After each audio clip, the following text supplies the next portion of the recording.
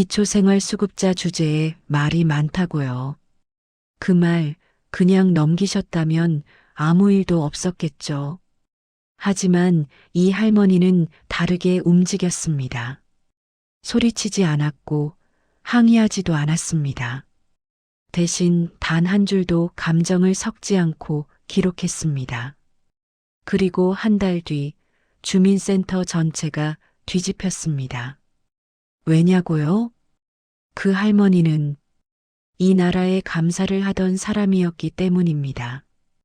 아침부터 내리던 비가 그친 직후였습니다. 회색 구름이 아직 걷히지 않은 하늘 아래 할머니께서는 주민센터 건물 앞에서 잠시 발걸음을 멈추셨습니다. 손에 쥔 낡은 우산에서 물기가 천천히 떨어졌고 문이 열릴 때마다 안쪽에서 새어나오는 따뜻한 공기가 얼굴을 스쳤습니다. 그 공기를 잠깐 느끼신 뒤 아무 말 없이 안으로 들어가셨습니다. 로비 안은 늘 그렇듯 분주했습니다.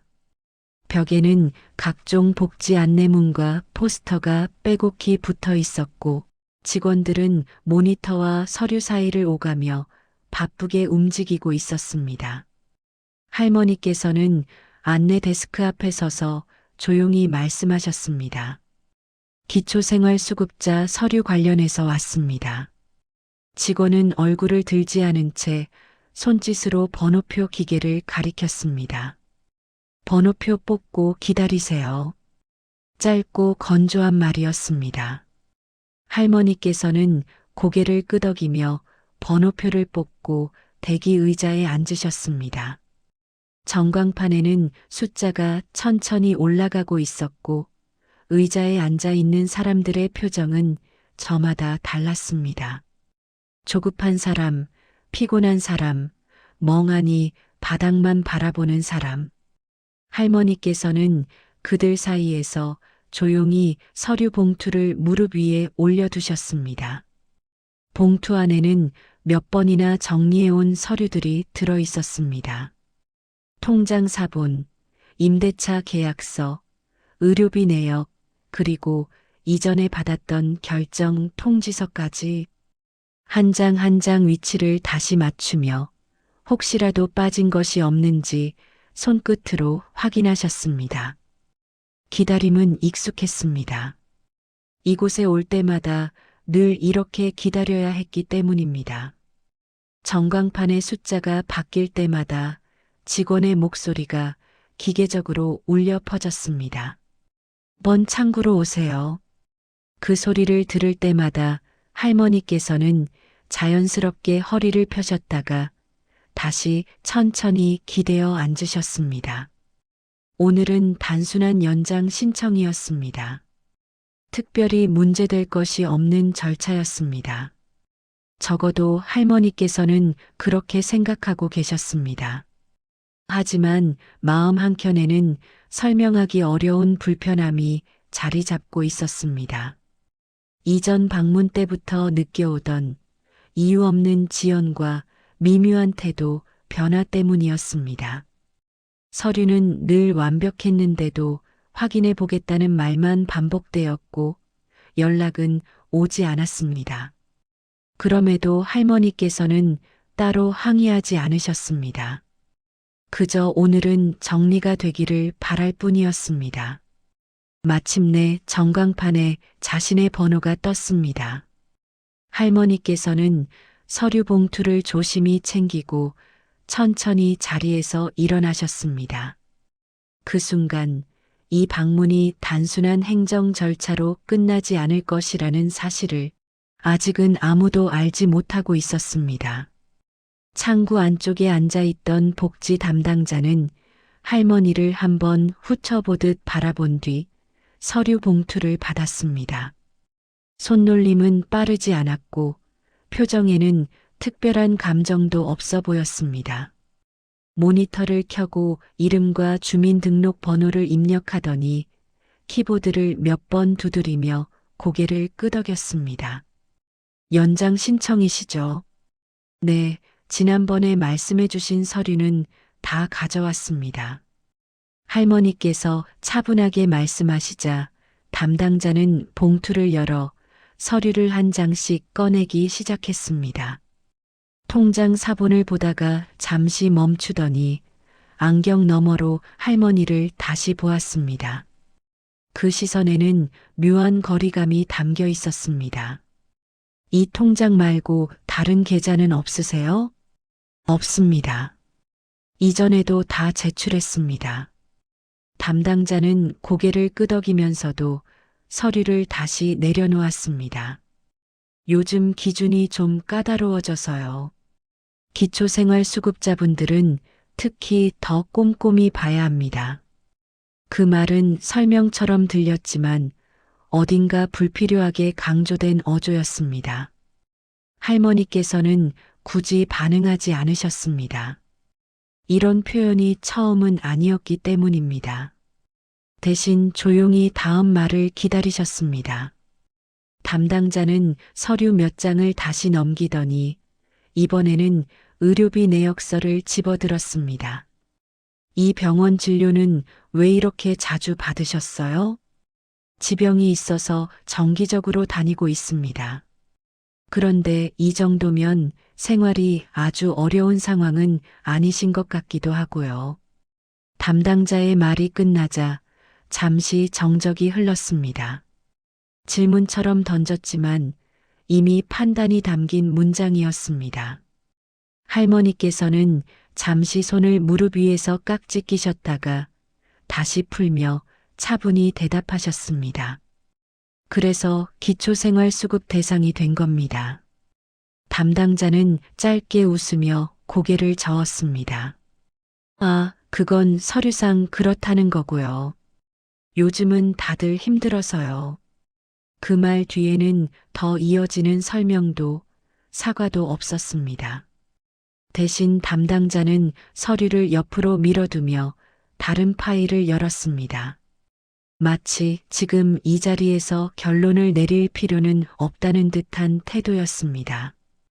이거는 제가 다시 한번 검토해보고 연락드릴게요. 언제쯤이면 될까요? 할머니의 질문에 담당자는 모니터에서 시선을 떼지 않은 채 대답했습니다. 정해진 건 없습니다. 이런 건 좀 기다리셔야 해요. 그 순간 할머니께서는 이 대화가 단순한 행정 절차가 아니라는 것을 분명히 느끼셨습니다. 설명은 있었지만 책임은 없었고 기준은 있었지만 일관성은 보이지 않았습니다. 무엇보다 자신을 하나의 대상자가 아닌 귀찮은 민원으로 대하고 있다는 느낌이 분명했습니다. 서류는 다시 봉투에 담겨 할머니 앞으로 밀려왔습니다. 연락 기다리시면 됩니다. 그 말로 대화는 끝이었습니다.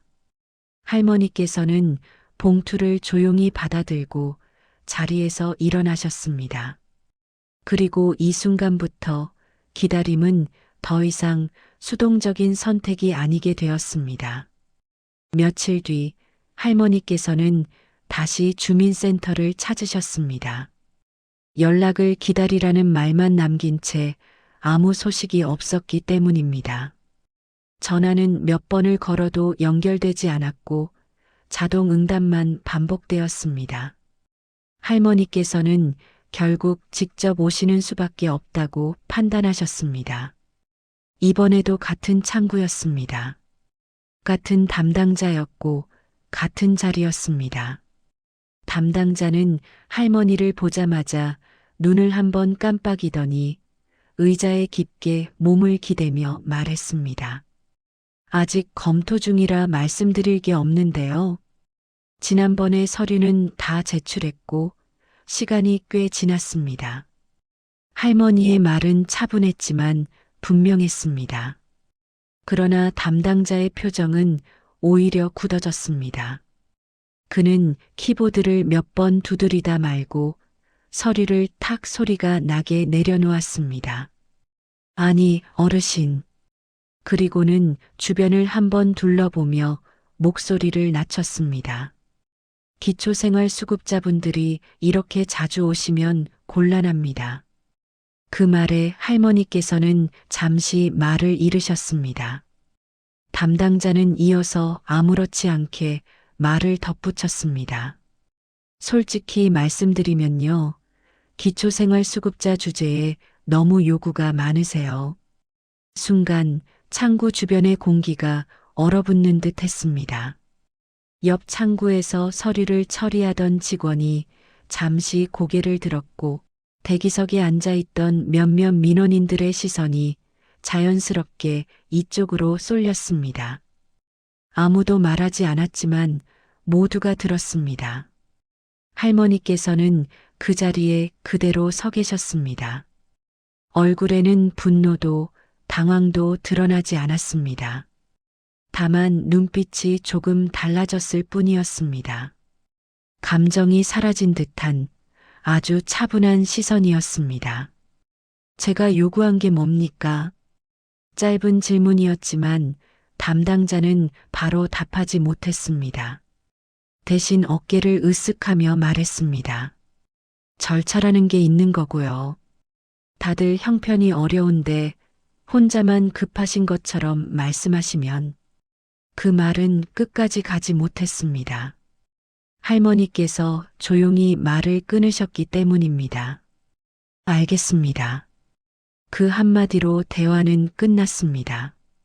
항의도 없었고 설명을 요구하지도 않으셨습니다. 할머니께서는 서류 봉투를 다시 품에 안고 아무 일도 없었다는 듯 돌아섰습니다. 담당자는 오히려 안도한 표정으로 모니터를 다시 바라보았습니다. 그러나 그 침묵은 패배가 아니었습니다. 할머니께서는 이미 충분히 들었고 충분히 보셨습니다. 누가 어떤 기준으로 어떤 말투로 사람을 대하는지 말입니다. 주민센터 문을 나서는 순간 할머니의 걸음은 오히려 더 단단해졌습니다.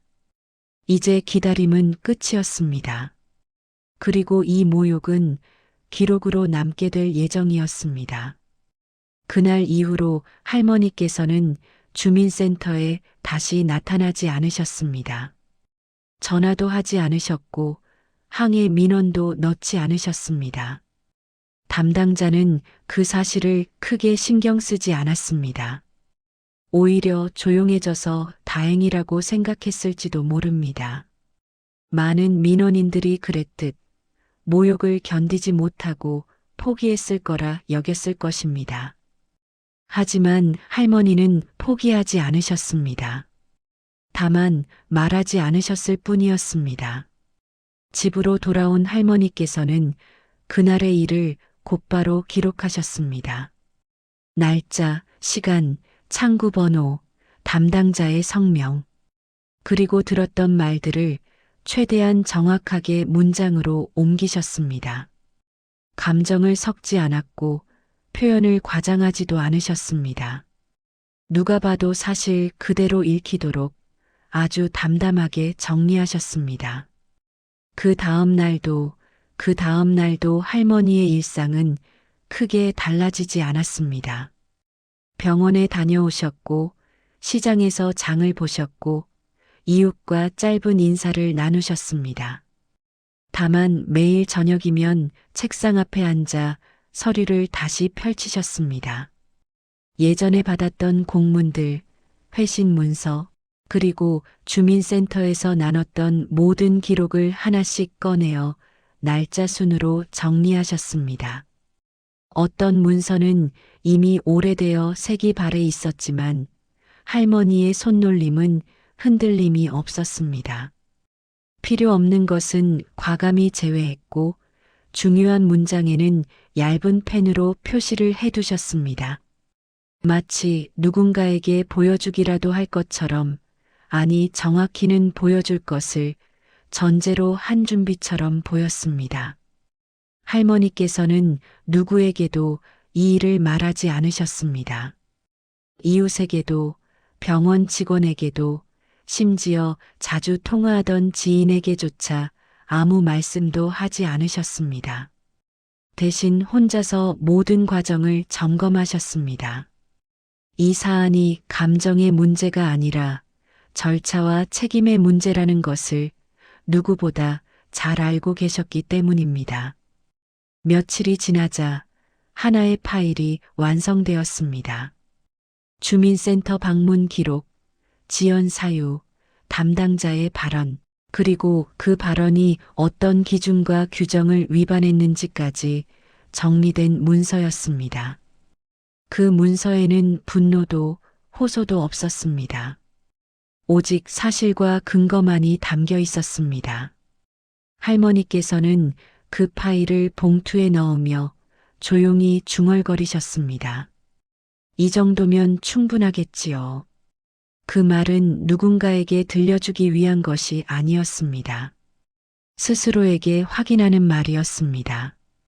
그리고 그 순간부터 이 일은 개인의 억울함이 아니라 공식적인 절차로 넘어가고 있었습니다.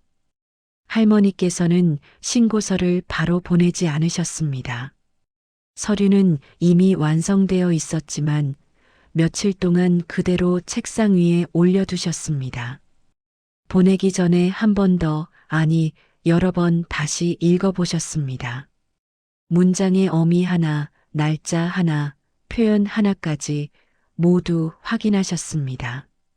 이 일은 속도를 내는 문제가 아니었기 때문입니다. 방향이 중요했습니다. 그리고 어느 날 아침 할머니께서는 조용히 우체국으로 향하셨습니다. 창구 앞에 서서 등기 접수를 요청하시며 주소를 정확히 불러주셨습니다. 감사원 민원 접수처로 보내겠습니다. 직원은 고개를 끄덕이며 서류를 받아들었습니다. 그 순간에도 할머니의 표정에는 아무런 변화가 없었습니다. 이 서류가 어떤 파장을 불러올지 설명하지 않으셨고 설명할 필요도 없었습니다. 그저 해야 할 일을 하는 사람의 얼굴이었을 뿐입니다. 등기 접수가 끝난 뒤 할머니께서는 접수증을 받아 가방 안쪽에 조심스럽게 넣으셨습니다. 혹시라도 구겨질까, 다른 종이에 눌릴까 신경 쓰는 모습이었습니다. 이 종이 한 장이 앞으로의 모든 과정을 증명하게 될 것을 알고 계셨기 때문입니다. 며칠 뒤 할머니께서는 다시 한 통의 문서를 준비하셨습니다. 이번에는 전자민원 시스템이었습니다. 같은 내용이었지만 표현은 더 간결했고 핵심만 남겨두셨습니다. 담당 부서, 관련 법령, 문제의 발언과 지연 사유가 명확하게 정리되어 있었습니다. 감정적 표현은 철저히 배제되어 있었습니다. 불쾌했다는 말조차 없었습니다. 사실 확인을 요청합니다. 그 문장이 신고서의 마지막 줄이었습니다. 누군가를 벌해달라는 요구도 사과를 바라는 말도 없었습니다. 오직 확인과 판단을 요청했을 뿐이었습니다. 할머니께서는 이 방식이 가장 강력하다는 것을 잘 알고 계셨습니다. 그날 이후로도 할머니의 일상은 조용히 흘러갔습니다. 주민센터에서는 여전히 아무 연락도 오지 않았고 담당자는 평소처럼 업무를 처리하고 있었을 것입니다.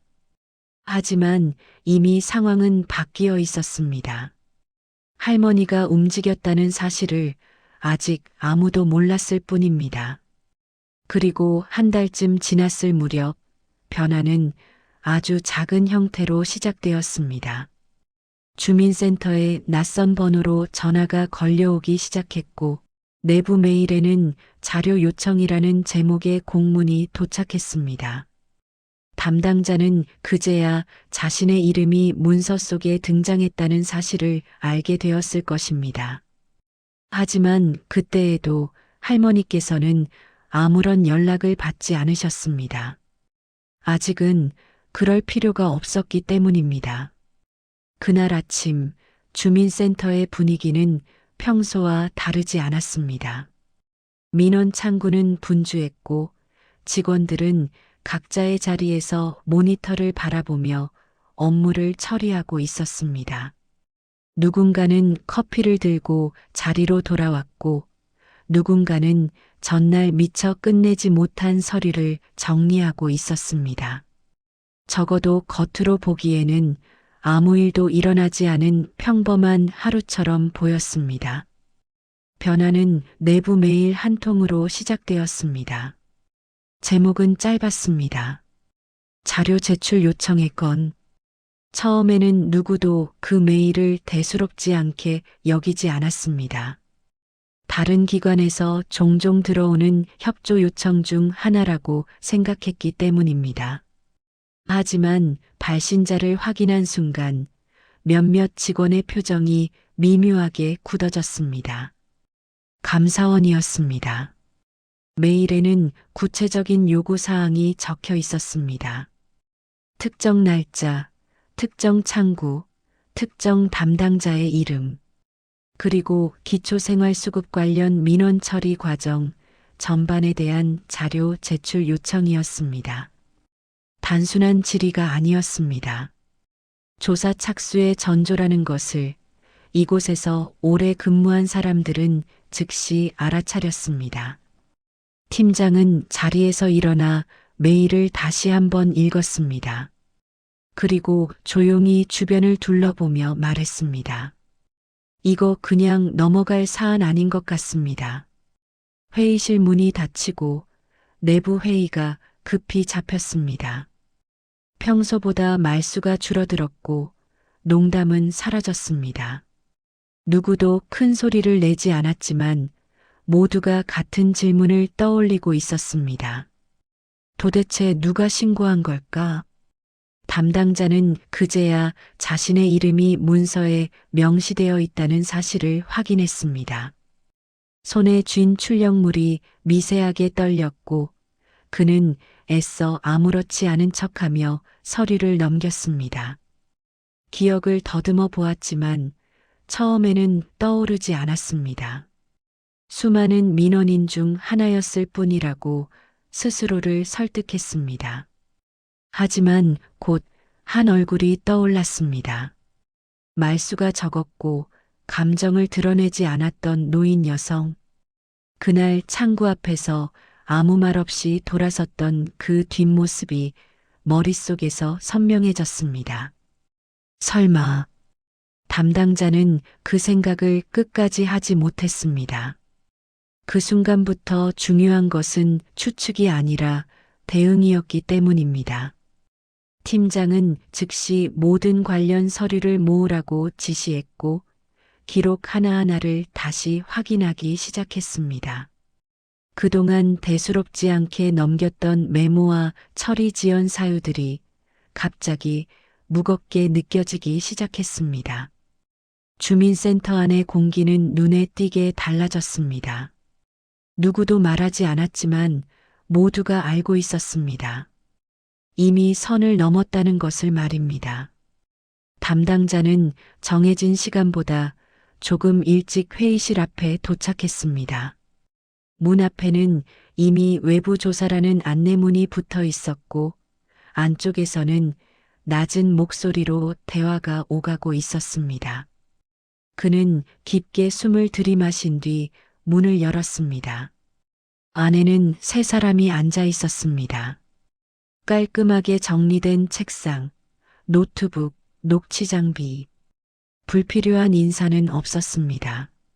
한 명이 조용히 입을 열었습니다. 월 1번 창구 맞으시죠? 담당자는 고개를 끄덕였습니다. 네. 해당 일자에 기초생활수급 관련 민원을 처리하셨고 노인 여성 민원인을 응대하셨습니다. 맞습니까? 질문은 확인이었지 추궁이 아니었습니다. 그 차분함이 오히려 더 부담으로 다가왔습니다. 담당자는 최대한 평온한 목소리로 대답했습니다.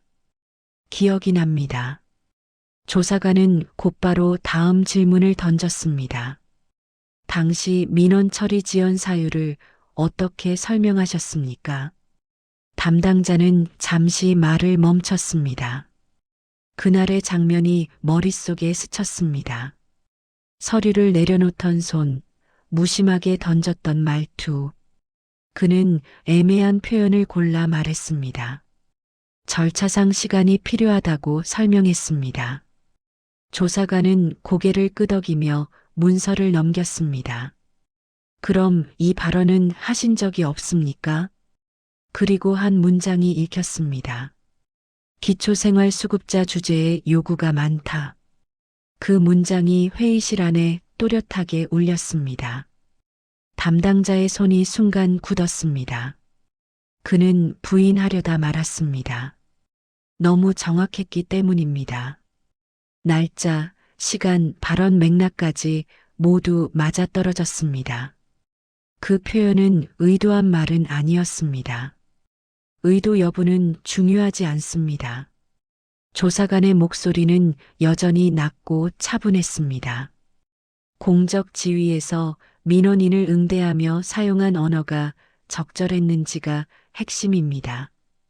담당자는 그제야 깨달았습니다. 변명할 공간이 없다는 것을.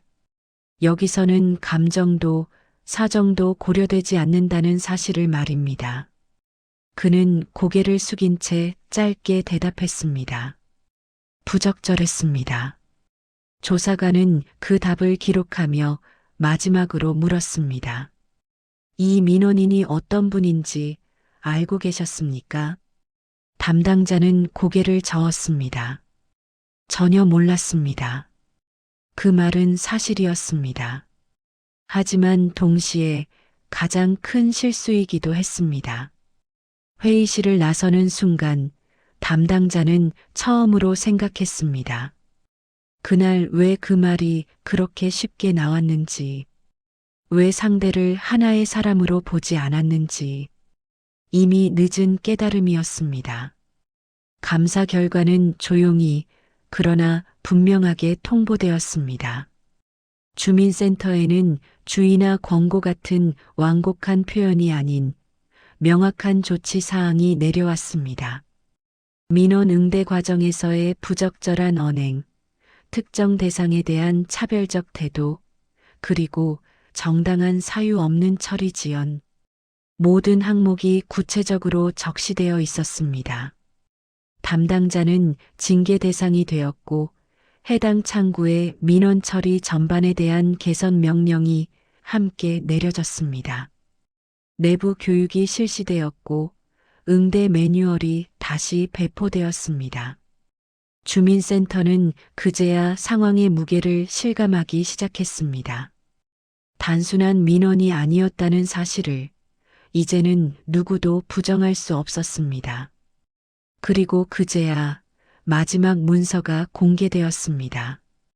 조사보고서의 부록, 신고자, 인적사항 요약란이었습니다. 그 이름을 본 순간 회의실 안이 조용해졌습니다. 누군가는 다시 한번 문서를 확인했고 누군가는 아무 말도 하지 못한 채 고개를 들었습니다. 신고자, 전직 국가감사관. 그제야 모든 퍼즐이 맞춰졌습니다.